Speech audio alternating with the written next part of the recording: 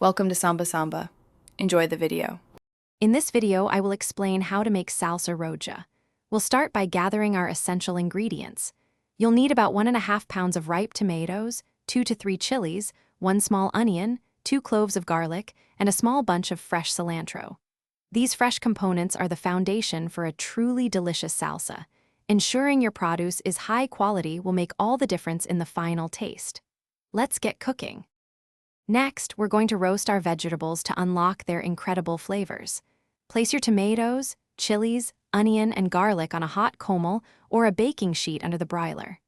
Roast them until they are softened and slightly charred, which usually takes about 15 to 20 minutes. This step is crucial for developing that smoky, rich taste that defines a great salsa roja. Remember to turn them often for even cooking. Now it's time to bring everything together in the blender. Carefully transfer your roasted tomatoes, chilies, onion, and garlic into the blender jar. Add about 1/4 cup of water, 1 teaspoon of salt, and a handful of fresh cilantro. Pulse the mixture a few times until you reach your preferred consistency. Some people love a chunky salsa, while others prefer it smoother. It's all about personal preference here. Finally, let's perfect our salsa.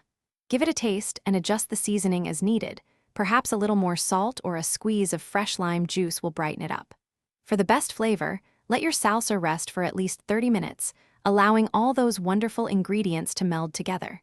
Your homemade salsa roja is now ready to be enjoyed with tortilla chips, tacos, or any meal that needs a vibrant kick.